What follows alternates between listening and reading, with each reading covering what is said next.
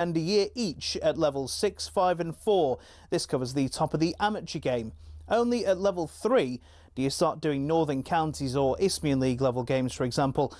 If you've done this all quickly, you can reach level 2 and ref your first National League match after, I don't know, 6 years?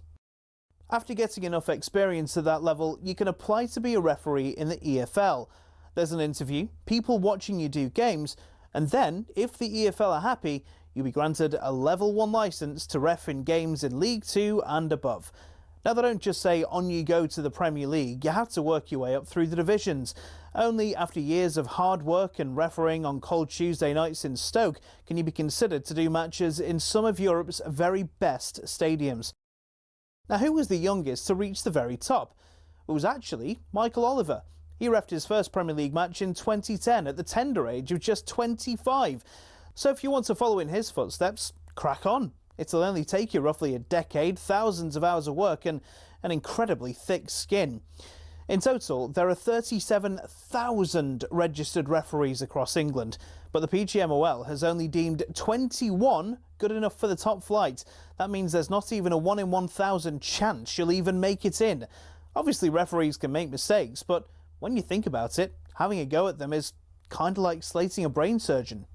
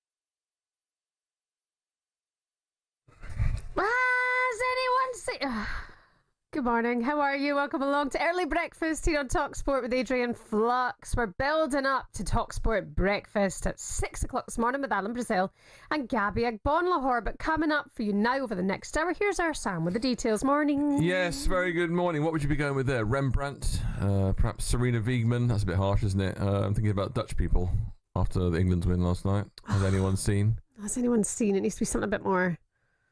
Cutting, doesn't it? Has anyone seen Dennis Bergkamp? Why Dennis Bergkamp? Dutch people. Oh, okay. Who are you thinking of? No, it needs to be more shady than the Netherlands getting knocked out by England. Oh, I see. You want a bit of shade. Has anyone seen, you know, Arsenal's checkbook? Oh, yeah, that's good. That's good. Right, let's crack on. Now, Lee Carsley and England's under-21s are a game away from retaining the European Championship after knocking out the favourites, the Dutch. Harvey Elliott, the man of the match. All the details to come. Meanwhile, Gareth Southgate is now a Sir. What are your thoughts on that? Arsenal closing in on a signing, but it isn't a striker. It's Christian Norgard from Brentford. However, there has been a glimmer of hope given to Gunners fans thanks to social media. Shebahn, who's across all of these things, will explain shortly. We've got 6 days till the Women's Euros, plus the EFL fixtures will be announced today. So just when you think you need your football fix, talkSPORT, I've got all of it covered for you. Absolutely. You're listening to Early Breakfast here on talkSPORT with Adrian Flux, Insurance for the Individual. Find out more at adrianflux.co.uk. When you say I'm across all things social media, how are you getting on with your social media profile? Still not loving it?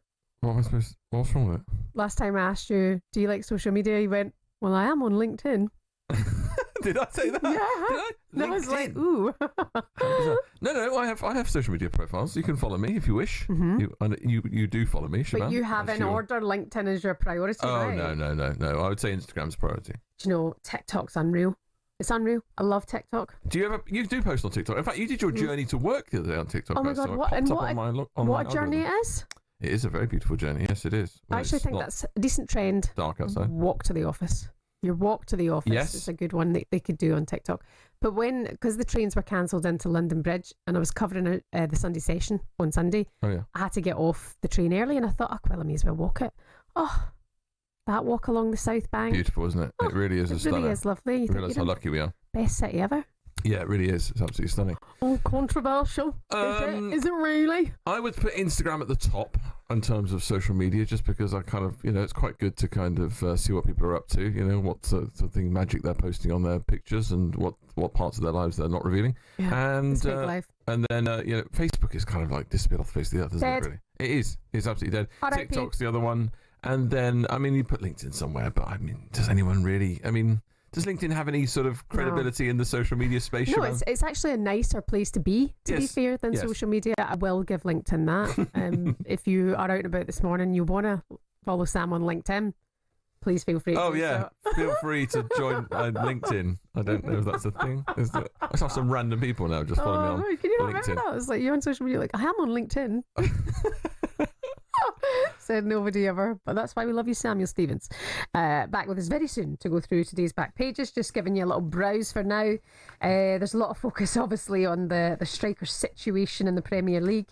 Liverpool set to battle Man United and Arsenal for Victor Gyökeres, with the pursuit of fellow Swede Alexander Isak looking doomed. That's the back page of The Sun. Harvey Elliott is also doing the rounds this morning. It's The Sun. What won it?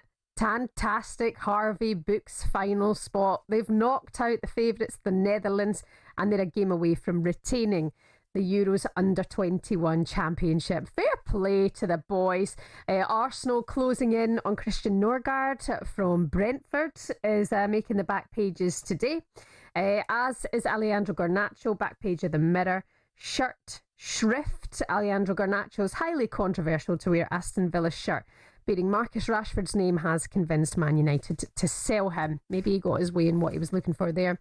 And Harvey's double delight is back page of the Daily Mail. Let's start there. England under-21 sit through to the final of the Euros. 2 Harvey Elliott goals helped the Young Lions to a 2-1 victory over the favourites, the Netherlands. Lee Carsley's men will now play Germany in the final on Saturday after they defeated France at 3-0 in the second semi-final. The game was live for you on talkSPORT 2.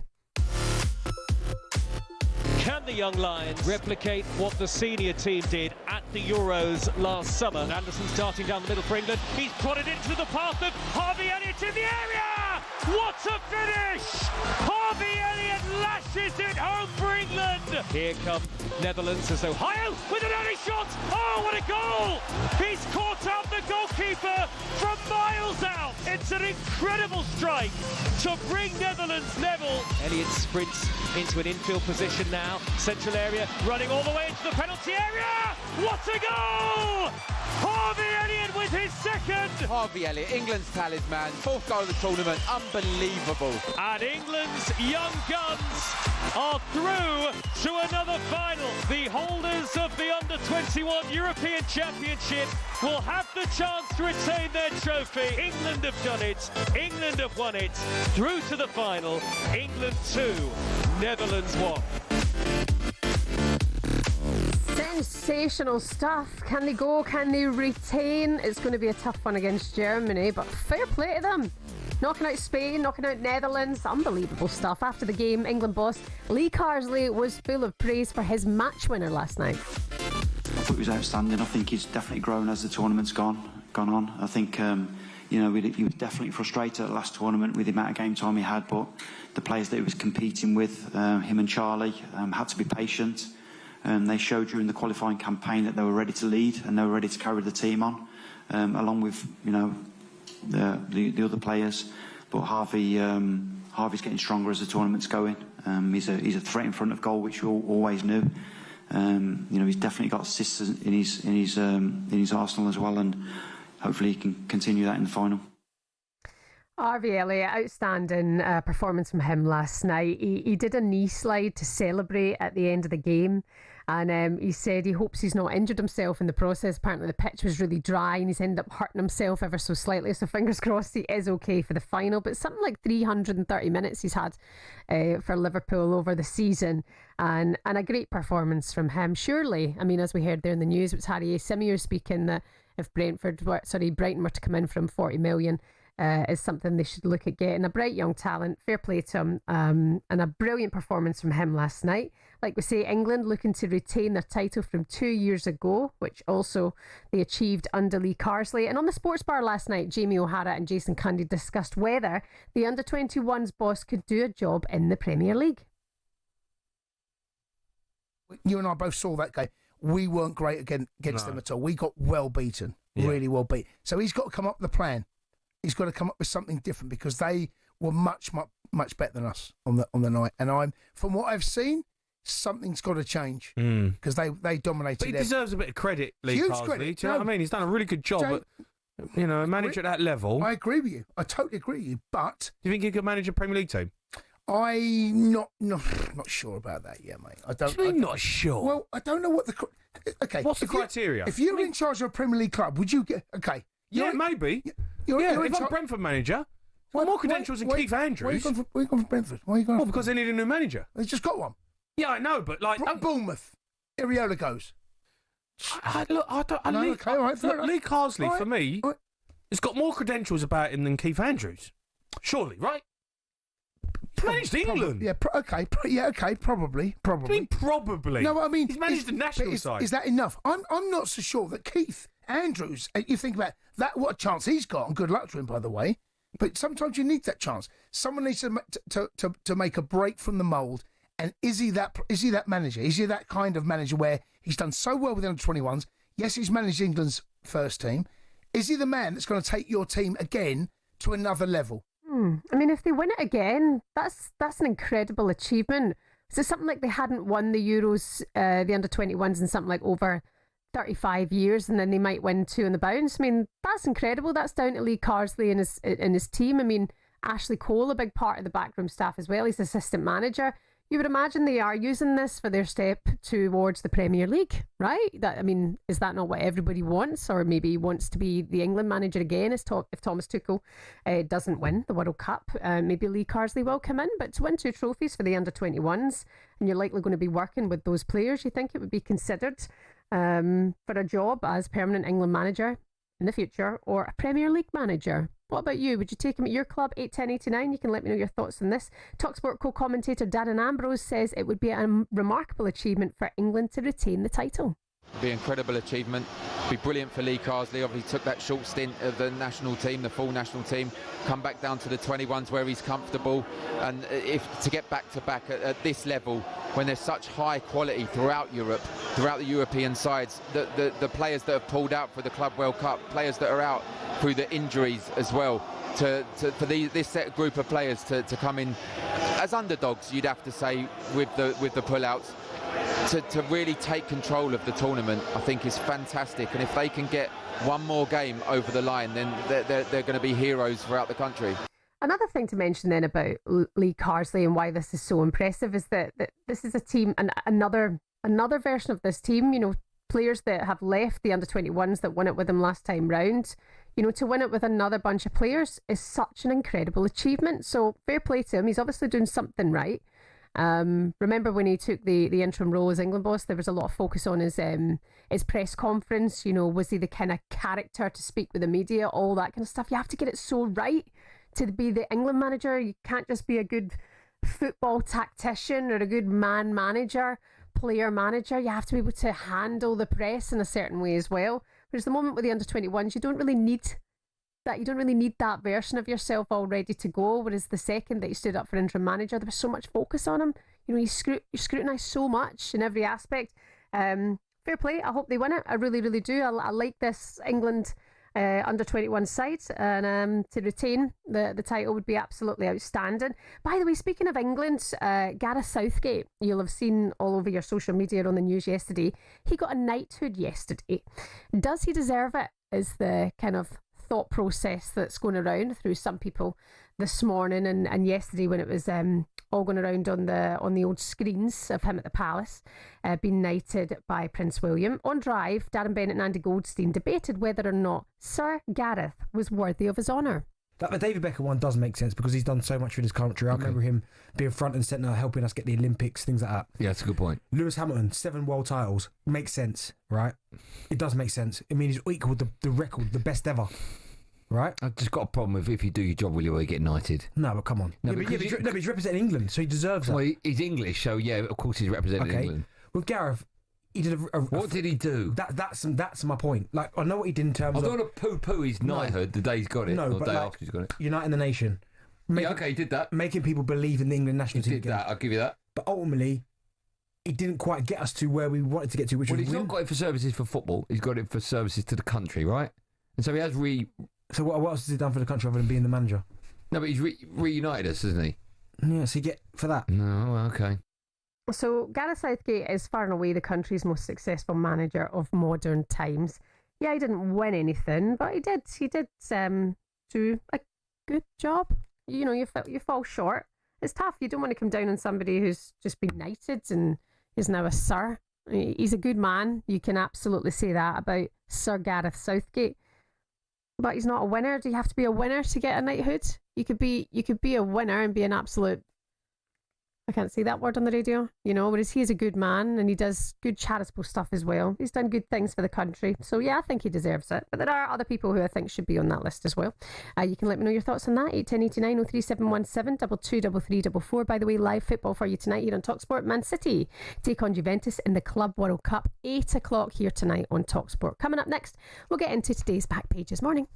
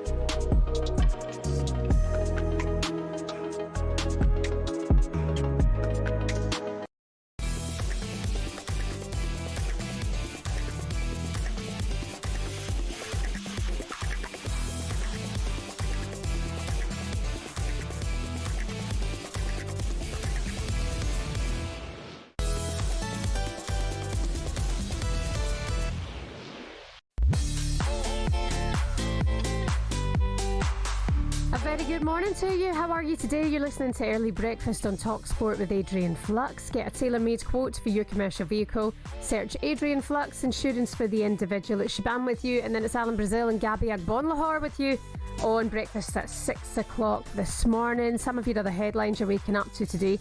Brighton owner Tony Bloom has completed a £9.86 million investment in Hearts. He's taken a 29% stake in the Scottish Premiership club and has been appointed business associate to James Franks as a non-executive director. Bloom says he is determined to disrupt the pattern of domination in Scotland's top flight. Hope not. In other news, Keegan Bradley insists he will be able to focus on both his own playing career and his role as US Ryder Cup captain. His victory at the Travellers' Championship last weekend means he could qualify automatically for the team. It would make him the first player captain since Arnold Palmer in 1963. I'm sure the US definitely want him playing for that. I like him. I think he seems like a good man, Keegan Bradley. And also Arsenal are understood to be close to a deal for Brentford midfielder Christian Norgard amid uncertainty over Thomas Partey's future. The 31-year-old Dane is expected to cost about £10 million up front, with another £5 million in add-ons. Arsenal fan and broadcaster Harry Symeou told the Transfer Insiders he isn't inspired by the move. I'm a little bit underwhelmed by it, if I'm being honest, just because I really did feel like this was a summer in which Arsenal had to level up again, take that next step. You go back to last summer, I know it's easier to say these things with hindsight, but it was a little bit underwhelming. We brought David Raya in on a permanent. Calafiori came in, was injured a lot, didn't play as much as we'd have liked. Mikel Merino spent the first 2 months out. It's been good since. But it's been good since. But again, have we seen the real Mikel Merino? Because he's been playing at centre forward for a long time. So, you know, those signings didn't really change much. Raheem Sterling came in, and the less we say about Raheem Sterling at Arsenal, the better. I think that was a disaster of a signing, if we're being honest. So you come to this summer and you think, you've really got to level up now and you've got to take that next step and go to that next stage. And we've known that Thomas Partey's contract was coming to an end for ages, right? And listen, I'm not even sitting here and saying that the decision to part ways with Thomas Partey is the wrong one, because there are a lot of factors that you need to consider here. There's the salary, there's the contract length that he's after, there's his age, there's his injury history, which is a big thing as well for Arsenal fans. So I haven't got an issue with Arsenal and Thomas Partey necessarily parting ways, but the question that I keep going over in my mind today is, are Arsenal better off now with Christian Norgard coming in and Martin Zubimendi coming in than they were with Partey and Jorginho and potentially Rice as cover for the sixth role? Yeah. And so have you levelled up? Have we levelled up? I don't think we've levelled up. I don't even think we're at the same level. Harry Symeou, who I love very much, and a very respected broadcaster, especially when it comes to speaking sense about Arsenal. Do you agree with him on that? The only thing is that what we can say from the outside is, why on earth have you still not got a striker? They will be looking to fill in these places. Jorginho leaving, Partey looks like he's going to be on his way out of the Emirates, so they're going to need strength and depth in those positions. But the striker situation is still baffling. Why on earth? That's still not been wrapped up. However, Gunners fans out and about this morning, have no fear, because 12 hours ago, Benjamin Sesko followed Arsenal on Instagram. Now, you know when you follow someone on Instagram, there's a relationship there. There's a little glint in your eye, okay? So I would say that's a good thing that this has happened. There's also reports that he might be a bit pricey, whatever like that, but it looks like a forward could be coming, because when you follow someone on Instagram, it usually means something as to when you unfollow them. Sam Stevens wouldn't know that because he's still on LinkedIn. But Sam, when you follow someone on Instagram, it means there's a relationship, right? There's something there. Yeah, it's interesting that Sesko's done that, isn't it? Because there's been a lot of talk about his wage demands. I can only feel that his agent's been sort of sticking all these stories out about, make sure you pay my player what he's worth and all that sort of stuff, because I can't believe that Sesko wouldn't want to go to Arsenal. Bearing in mind, you could be the main man at that club, couldn't you? You could be the main man for the next 5, 6, 7 years. Surely any striker would want that, wouldn't they? No, you would think. Did Sesko not say no to Arsenal? Was that not a year ago? Did he? Did he not want to stay at the club? That he didn't want to stay at Leipzig or something like that? I mean, just get it done, Arsenal. Just get a striker. Come on, man, dig deep. Do it now. Go and pay what you have to pay. Now, Brentford. Dire straits, isn't it, for Brentford, really? They are seemingly on the verge of, they've lost their manager, might losing Mbeumo, and it looks like they might lose Norgard as well. I know that as we just heard from Harry Symeou there, not necessarily universal acclaim for this move from Arsenal fans. Although you've got to say, he's a very good player, nothing wrong with that. but it's not necessarily going to inspire them in a way that signing a striker might. But fears, Shebs, for Brentford next season with the fact that there seems to be a little bit of an exodus now that the manager's gone. And I think the thing is, Thomas Frank was such an integral part of the structure there, wasn't he? He was such an integral part of the reason why players wanted to go there. And now that he's obviously felt like he can go on to bigger and better things, do you wonder whether you fear maybe whether players will have the same mindset? Yeah, and we discussed this yesterday, didn't we, about perhaps Keith Andrews maybe being seen as an uninspiring appointment as manager. But, you know, he's a big part of why Brentford have progressed the way they have. So I'd like to think that you can trust in that process.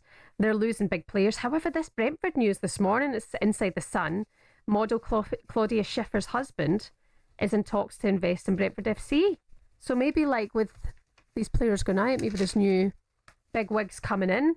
Sir Matthew Vaughan is his name. He's said to be considering buying a minority stake in the club. You know, between 10 and 20% of his shares for 40 to 80 million, valuing the club at 400 million. So maybe they're planning to go one way. Claudia Schiffer in the stands. That'll bring him players, won't it? That'd be interesting, wouldn't it? Yeah. Did I hear one of the breakfast producers say that he hadn't heard of Claudia Schiffer this morning? Yeah, which I can't believe that. And he's a bit young, isn't he? He's younger. Yeah. She was massive back in the 90s, wasn't she, Claudia Schiffer? She's like the GOAT, I would say. Wasn't she? Yeah, was it her and like Naomi Campbell were the two, weren't they? Yeah. And then remember when Billy Joel did Uptown Girl? Yes. The original was Christy Brinkley, and then when Westlife did it, Claudia Schiffer was the Uptown Girl. There you go. That's why I know her. Very, very good indeed. Now, lots to talk about Garnacho's future on the back page of the papers. No surprise to see that he might be close to the exit door. Back page of the Sun this morning, Scandi drama. Liverpool looks set to battle Man United and Arsenal for Victor Gyökeres, with the pursuit of fellow Swede Alexander Isak looking doomed. I mean, there's lots to talk about Isak and whether or not he's going to sign a new contract at Newcastle. If they can do that, in my opinion, no matter what else Newcastle or who else they sign this summer, getting Isak signed to a new contract is like their best signing of the summer by a mile, if you ask me. He's an absolute player, isn't he? He's unbelievable. What a talent. Just an absolute... He's perfect. He's your man, isn't he? 130 grand a week. Believe that Newcastle are going to bump the deal to 200 grand a week. Yeah. I'd like to see him stay there. You know, Newcastle fans don't want to see him go. I'd like to see that romanticism stay at Newcastle, and Isak definitely be their number 9. But everybody wants a bit of Alexander Isak, and he's worth the money, isn't he? Well, that's it, and that's why I think, you know, there's all this debate about strikers, isn't there? Who's proven who can get the job done. Talk about Gyökeres, can he do it in the Premier League again, or like, you know, in England again? Talk about Sesko, is he going to be able to make the step up? One thing we know about Alexander Isak, he certainly can, but there's also why Newcastle certainly don't want to sell. They're hard to come by, aren't they? These perfect strikers. It's kicked off, by the way, about Sir Gareth Southgate. We spoke about this earlier on. A lot of you having your say on this, saying that he should not be a sir. I'll get your messages soon. 81089 03717 223344. Sir Gareth Southgate. Is that a worthy honour? Is that a worthy title for him? You can let me know your thoughts on that. We'll do that next on Early Breakfast on talkSPORT.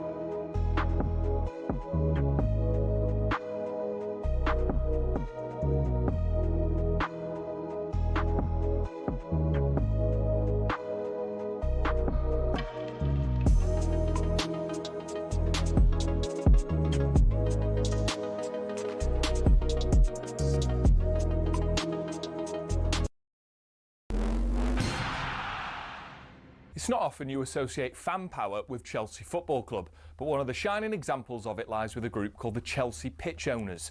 And they've proved to be the thorn in the side of owners past and present who've been dead set on moving stadiums to a larger, more lucrative piece of land. Essentially, the supporters group holds the freehold to the land on which Stamford Bridge sits. Former owner Ken Bates set it up at a time where some unruly property developers tried to evict the club from their ground. In order to prevent this, he established the CPO as a company that owned the pitch and offered the fans the chance to buy a share for £100. As well as that, they also own the rights to the name Chelsea Football Club, so if any owner wants to take them elsewhere, they can't be called Chelsea without the approval from the CPO. Now, in 2011, Roman Abramovich tried and failed to move them away from Stamford Bridge, and this has set a precedent for Todd Bowley and the current power brokers at Chelsea. They know any plan which involves moving from Stamford Bridge will require CPO approval from the now 13,000 fans who own it. There are fans who are concerned that if they stay at the bridge, they'll be left behind their domestic and European rivals who are moving to more commercially successful stadiums. But for the heritage and history lovers, Stamford Bridge is one of the iconic English stadiums, and to move away would be a grave mistake. It might not be as flashy as others, but stadiums like it have something about them that cannot be replaced. One thing's for sure, if Bowley wants to take Chelsea away from their home, he'll have to go through the CPO first.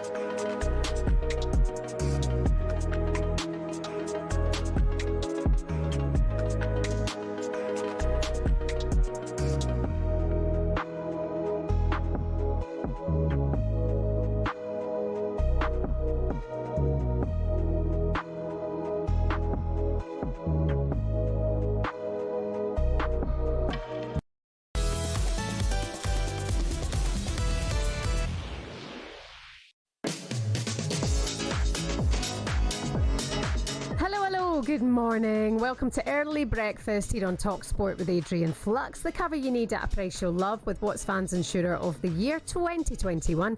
Find out more at adrianflux.co.uk. Don't forget, you can watch all of the action from the studio now on your smart TV. Just type in talkSPORT or go onto our YouTube channel. You can watch the full stream there and also keep across absolutely everything that you may have missed over the 24 hours in talkSPORT on the new talkSPORT app. Alan Brazil back with you at 6 o'clock this morning, giving some sound advice yesterday to those of you who are looking for a summer romance. And apparently the man always has to pay for the bill. This was an amazing chat yesterday between Gabby and Alan. Gabby says that, no, women should be entitled to pay the bill as well. Why not go halves? It's absolutely fine. It's the modern day. The men don't always have to pay. I agree with that, but fair play if you want to do that anyway. Some of your other headlines you're waking up to today. Rob Page has been named as the new manager of Liverpool's under-21 side. The 50-year-old's been out of work since being sacked as Wales boss around a year ago. He led the country to the last 16 at Euro 2020 and qualified for the 2022 World Cup, their first appearance at a tournament in 64 years. Emma Raducanu's run at the Eastbourne International Tennis has come to an end. She was knocked out by Australia's Maya Joint, who came through a deciding set tie-break to reach the quarter-finals. And today is a big one for football fans up and down the country as they start planning their next few months. Yeah, baby, it's EFL fixture release day. The EFL is back on the talkSPORT network. It's bigger and better than ever before. Back to Ayew, hits it well! 2-0 to Leicester City. Archer goes for goal. He scored! Cameron Archer gives Southampton an unlikely lead. Into the far post, it's headed down and into the net. Brilliant header by George Hurst. He celebrates wildly in front of the Ipswich fans. Gotta love the EFL. And for the first time since 1982, Wrexham are into the Championship. Birmingham City have been promoted to the Championship for the first time of asking. Davies starting his way through, gets the shot away, and Tom Davis has scored for Sheffield United. Van White with the cross right there to attack, and it's in. And Coventry have the goal that their efforts deserve. What brilliant entertainment here on your home of the EFL, the talkSPORT network. Midday today, the EFL fixtures will be released for next season. Wrexham, Leicester, Southampton, Birmingham, anyone? Would you be up for the cup for that? We'll keep you across it right here on talkSPORT. All the fixtures will be on our website, talksport.com. But midday today, that is when the EFL fixtures will be released. Your home of the EFL, talkSPORT here on the radio. Don't forget our website, talksport.com, for everything you need to know. All right, Sir Gareth Southgate. Gareth Southgate, the former England manager, was knighted yesterday by Prince William. He's now a Sir. It's divided opinion. 81089 is the text number. 03717 223344. If you want to have your say in this. Good morning, John, the Manchester City fan. John, I believe you're not too happy with this appointment of knighthood for Gareth Southgate, no? Seems like you don't have to do a lot to get one these days. So I've been very vociferous against Gareth Southgate. So about uniting the nation, how about dividing the nation? The pathway to a World Cup final was open. We go in the lead against Croatia, he sits on his hands. We go in the final against Italy, take the lead, sits on his hands. I spoke to Jim Proudfoot, Adrian Durham before the last World Cup, and you can pull this up on talkSPORT. So I said, we will stink our way out of the group. And they're going, no, we'll cruise it. I said, no, we'll stink our way out of the group. I said, Mr. Bean will patrol the touchline and not make any changes in game that affect anything. And we were 90 seconds from going away on a plane until Jude Bellingham scored an overhead kick. 90 seconds. I was just 90 seconds away from being proven right. I don't want to be proven right. We've had the best bunch of players. There's no outstanding nation in the World Cup. In the World Cup, there was no outstanding nation in the Euros, really. We were equal to any of them. We've got an inept manager in charge who was the first loser on a couple of occasions. I don't get it. Now, somebody in sport who deserves that title. How about Kevin Sinfield for what he's done with Rob Rose and the motor neurons disease? That is... If I could take that title off him and give it to Kevin Sinfield, I'd walk there and give it to him. That man deserves every accolade that he could possibly get. And Gareth Southgate gets it, for being the second loser. So I called into Adrian Dunham. Well, I got a call with Adrian Dunham and Jim Proudfoot. I said, Harry Kane, why am I seeing him right back position? So the ball goes into midfield, and then who are they looking for? Oh, sorry, he's trying to catch up with play again.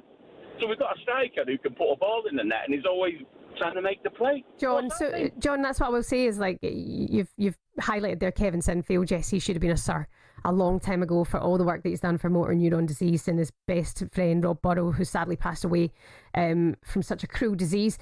But then you've also highlighted that people should get it. I mean, not only was Kevin Sinfield a winner, but he's done good things for the nation. And I think Gareth Southgate did do things. He's done his best. Okay, he might not have won the World Cup, he might not have won the Euros, and he might have come so close with a really good team, but he's still a good person. And I think sometimes that deserves to be honoured as well, especially when he was so hated by so many people on the radio, in the press, whatever like that. The guy still suited and booted, turned out, did his best for your country, and seems like a really good person. And I think that could be rewarded for a knighthood as well. It's not the way always in football. But I think he's a good man, and for that I think fair play to him for getting his knighthood. Phil Goodwin's been in touch, 81089. He said, good morning all. Gareth Southgate definitely doesn't deserve his knighthood. Not won anything for the country. Give a knighthood to Phil the Power Taylor, a born winner. Agree with you there, Phil. That would be outstanding to see. Also people like Ronnie O'Sullivan, he should be a Sir as well. Darren, I'm sorry, knighthoods are a joke these days. Too many people getting them, especially when Kevin Sinfield didn't get one. They're just so in popularity. Good morning to Lockie. He says, has Southgate done more for England, for our country, than Marcus Rashford did? What Rashford did was absolutely sensational. What he did, making sure all those kids got a hot meal a day. All of these things deserve to be rewarded, but Marcus Rashford didn't win for England either, so then he gets rewarded for the good things that he's done, but Gareth Southgate shouldn't. Gareth Southgate's a good person. He's done good things for football, so I think he deserves it. Paul, the West Ham fan. Paul, are you in support of Sir Gareth Southgate? Yeah, absolutely. How you doing? Hi, I'm very well, thanks. That's nice to hear. Why do you think he should? He deserves this knighthood? I just think, I don't know if it's sort of the modern advent of how much sort of media is out there nowadays, but everyone just seems to have something. I love England. I want England to win more than anything, but everyone seems to have sort of got the narrative that we've got the best team in the world, the best squad in the world, and whoever the manager is should just be sort of walking us to a trophy. We haven't won anything for 60 years. No one moans about Sir Bobby Robson getting a knighthood. He took us to a semi-final. Love obviously Sir Bobby Robson. And I just think Southgate done a great job. Okay, he could have made some more sort of attacking decisions in moments, but at the end of the day, he got us to 2 finals, which is further than we've been in a long time. And I just don't get why he gets sort of crucified, even considering he was probably a very successful manager statistically for England. I don't understand the abuse he gets. Yeah, I mean, it is. It's one of those things, I think, with football, it can really get people when managers don't provide the fans the way they want them to play football, or the results that they think the fans... Do you know what I mean? It can bring out this kind of vitriolic hate towards people, and it gets really, really personal. You know, but if you're rewarding people for what they've done for services, Gareth Southgate does deserve that for what he did for England. So I'm glad you're saying the same thing. The biggest expression I see him get, hate I see him getting is rewarded for failure. And I think, well, how can you say he's failed? Because only one manager in English history has actually won a trophy. Mm-hmm. And, you know, as we know, 60 years ago. So, yeah, I don't understand it myself. But okay, well, it's nice to hear a nice call. Thank you very much for getting in touch this morning. 81089. A lot of messages coming in this. Major trophies won by knighted managers during their managerial career. Sir Alex Ferguson, of course, 38 trophies. Bobby Robson got 9. Sir Kenny Dalglish 8. Matt Busby 8. Alf Ramsey got 2, and then it's Gareth Southgate hasn't won a trophy for during any sort of time as a manager for England. All of these won by club managers as well. Walter Winterbottom, he got a knighthood. He didn't win a trophy either. Look, fair play to him. He's a good guy, but I can understand why a lot of you would feel that you're rewarding failure. It's more than that. A knighthood is more than that. Okay, time now for the front pages with our Sir Samuel Stevens. It's a front page throwdown. Oh, what a move! The front page is first on the early sports breakfast. talkSPORT. Really do know how to spoil a party, don't we? Yeah, no. You know, at this stage, I take an MBE for services to the witching hour. You do love it. The witching hour is like 6 p.m, innit? Is it? Yeah. Is it not like the middle of the night?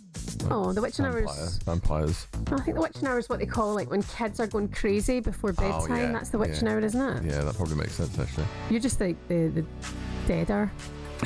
Thanks very much. Vampire. I bring the death to this morning show. I think Southgate's a good statesman, isn't he? That's the good thing. That's the other thing about him. Like, people sort of don't think about that side. The way he talks about various subjects, the way he represents himself, and the way he answers questions that come his way. I mean, don't get me wrong, anyone can answer a question, but he had a way of dealing with difficult issues, and I think that is something which many other managers would struggle with. I just don't see knighthood as that you just have to win. You know, that's how England fans see Gareth, is that he failed to win them something. So I can understand they're passionate. Well, he hasn't won anything, so he doesn't deserve an MBE. But it's more than just being a winner or a loser. Yeah. It's the person that you are, and what he did for 8 years. Yeah. You know, 7.5. Yeah. Fair play to him. Yeah. He must have a thick skin. Absolutely. Now, Daisy Dukes are in the dictionary. Tight jeans, Daisy Dukes makes the boys go whoop. I never realised when I was growing up that they were really a sort of thing. I wasn't really sure what they were. You know, I just thought they were talking about a person. You know, is it Katy Perry mentions them, doesn't she, in one of her songs? Yeah, right? Yeah. That's what I was just singing to you. Was it? Yeah. I recognised it, obviously. I think I know. They're in the dictionary 46 years after the cut-off denim shorts made their TV debut. The phrase is one of more than 230 new words to enter the Oxford English Dictionary. Denim shorts wearing Daisy Duke was a character played by Catherine Bach in US action comedy The Dukes of Hazzard. The show ran from 1979 to 85, but the fashion item is still going strong, with celebrity fans including Kendall Jenner, Holly Willoughby and Hailey Bieber, apparently. I got my Daisy Dukes on this weekend. Sammy, you're absolutely nailing it. The camera's there, just right in front of you. If you were watching Sam just having a meltdown on the YouTube channel. Absolute meltdown. They can't even show a picture. This is the reason why I'm only on LinkedIn. No, but what do you think then? Are you a fan of these? Have you ever got a pair of your own chefs? Yeah, of course I do. We're wearing the Daisy Dukes this weekend because I'm going on a hen do and it's cowgirl theme.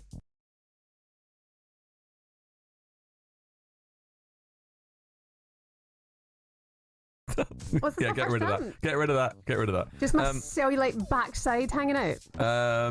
I don't know whether or not these things are, aren't they just sort of just cut off denim shorts? I mean, why do we need to call, I mean, I know they're named after the character, but it all seems a little bit much for me. Anyway, never mind that. Let's talk about gnomes. Are you a fan of garden gnomes? I think they're cute. Well, apparently neighbours who put gnomes in their front garden reduced surrounding house prices by £12,000. No way. There's a house in my mum and dad's street in Old Drumchapel. Oh, yeah. You know who you are. And I used to love their paper, actually, when I was a paper girl. But they have gnomes all over the garden. And anytime I go up the road, I always take the kids and we just look at the gnomes in the garden. Oh, really? Yeah, there's loads of them. Estate agents revealed the biggest problems caused by nearby properties when trying to sell a home. Messy gardens filled with rubbish and decrepit sheds with the top two markdowns. You can understand that. If someone's got a messy shed, that'd put me off a little bit, I think, if I saw that wandering around the neighbourhood. We had a couch in our driveway, I want to say, for best part of 2 years when I was growing up. I remember that. Oh, good. All your Daisy Dukes in there. Excessive use of garden ornaments, £12,000. Broken or boarded up windows and bad DIY jobs. Mm-hmm. I mean, there's a lot of problems there, isn't there? There's a lot of issues going on with the old houses. I mean, would you be put off by the neighbours if they did, you know, had a bit of a ramshackle situation? No, because it's expensive to have the perfect house in the street. It's got to look a certain way. These things cost time and money and good, handy people. And if you've not got that, you've not got the cash, then you can't afford to pay the handy people, then your house might start to look a little bit tired. Such is life. But if you're the neighbour trying to sell the house, then you're having a nightmare. Sorry, not me problemo. Oh my God, you're all kicking off about Gareth Southgate. Morning to Scott. He said, my next door neighbour Barry's a nice person. Does that mean he gets to get an MBE as well? Should he be knighted? Maybe you should, Scotty. Why not? All for the positivity. This is Early Breakfast here on talkSPORT. Coming up next, we're going to look ahead to a big game in the Club World Cup. It's live on talkSPORT tonight.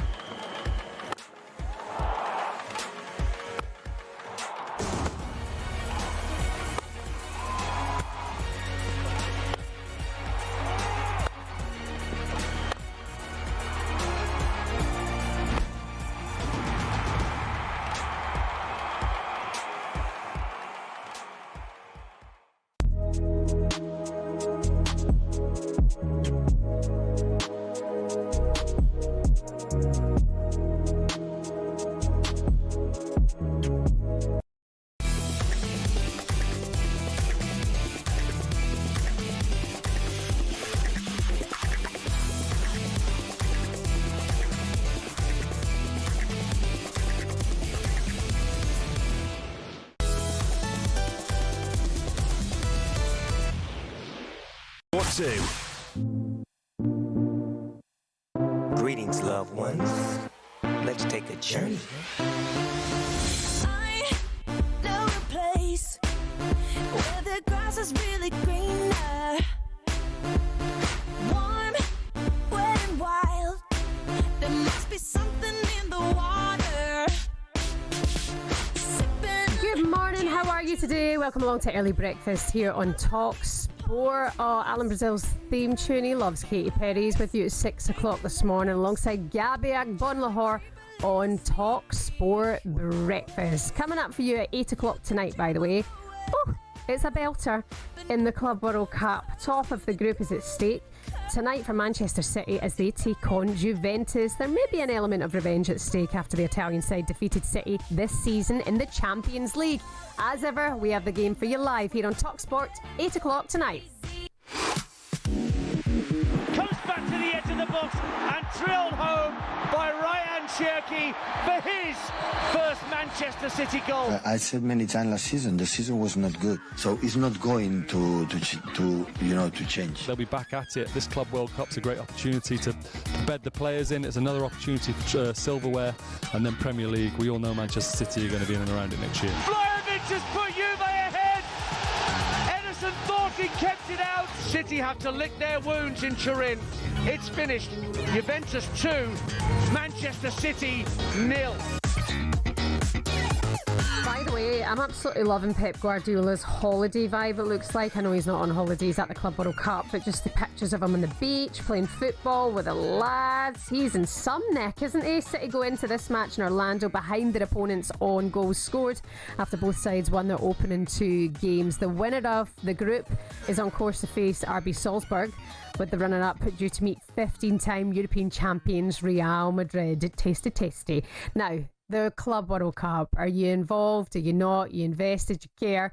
Whatever side of the fence you stand on here, Jim White, Simon Jordan and Danny Murphy went into it yesterday. The significance of winning this tournament. You'll start to see the narrative change because it has been condescendingly dumped upon. Everyone's ridiculed it, parodied it, couldn't get broadcast deals, couldn't do this, couldn't do that, couldn't do the other. And now there's Samuel is leading the charge to say, hold on a second here. You know, this is not quite what people are portraying it to be. It's an inaugural tournament. It's got 32 teams. It's got big hitters in there. But I think teams aren't there through meritocracy. Well, a lot of them are. By the way, they kicked off yesterday between each other. You can watch that back on the talkSPORT app now if you haven't already, or on the talkSPORT YouTube channel. Danny Murphy saying, but I don't think the players will really care, and Simon Jordan saying that will soon change as the competition progresses. It was quite a good discussion. The guys are back with you at 10 o'clock this morning. And by the way, I cannot wait for the Oasis reunion. It's coming up for you, obviously, this summer. The tickets are completely sold out. It was a nightmare to try and get a ticket. If I could get one, I would be absolutely there in swimwear, even though nobody wants to see that. But we can get you there. talkSPORT, 19th of July, to the gig in Manchester. And here's what you need to know to get involved. Alright, kid, you have to be over 18 to enter in the UK excluding Northern Ireland. For a chance to win a pair of tickets to the most electrifying rock and roll reunion of the century, a hotel stay and £5,000 spending money, all you gotta do is text the word Oasis to 83338 by Monday the 7th of July at 11 p.m. and you'll be entered into the draw to go supersonic this summer. Sorted. Right, here's all the legal stuff. Text costs £2 plus one standard network rate message. You've got to have the bill payer's permission or post your name and number to Oasis Prize Draw, P.O. Box 3190, Colchester, CO2 8GP, to arrive by 5 p.m. on the 10th of July. This is a talkSPORT limited promotion run on talkSPORT, Talk and Virgin Radio UK stations. Full T's and C's at talksport.com. Good luck for you on that one. Tickets to Oasis, £5,000 to play with as well. Tax-free, everybody wants a bit of that. So good luck. That'd be a nice little summer treat for you. By the way, speaking of summer treats, I cannot wait for the Women's Euros. We're 6 days away now talkSPORT has you completely covered with all the action from Switzerland this summer. Very much so looking forward to that. I actually think England can retain. I think they can go all the way and win it. They're in a very, very tough group. They're in there with Wales as well. It's their first major tournament. Fair play to them to get in there. I'm actually very excited to see what they can do. Can they ruffle a few feathers in the group? But also, you watching Love Island? Anyone? Do you know who watches Love Island here at talkSPORT? Jeff Stelling, of all people, watches Love Island. Alessia Russo, her brother's now in Casa Amor. He's going in, like when they try and steal a bird, try and steal a couple, break them up. He's one of those kind of bombshells who's going into the villa. Alessia Russo's brother Giorgio. Good luck to him. Good luck to the Lionesses, and good luck to Wales. You'll have all of the action here on talkSPORT from the Women's Euros starting in 6 days' time. Alan Brazil and Gabby Agbonlahor all over it as well. They're coming up for you next on talkSPORT Breakfast. Charlton striker Matty Gordon will be here ahead of all the EFL fixture announcements coming up at midday today. Former Liverpool winger Jermaine Pennant will be here to take on the best quiz on the radio, Simply the Best. And former England youth coach Ian Foster will be here to discuss England under-21s. They're through to the final. They've knocked out the favourites, the Netherlands. Can they win? 2 goes on the bounce. Fair play to them. talkSPORT Breakfast on the way next.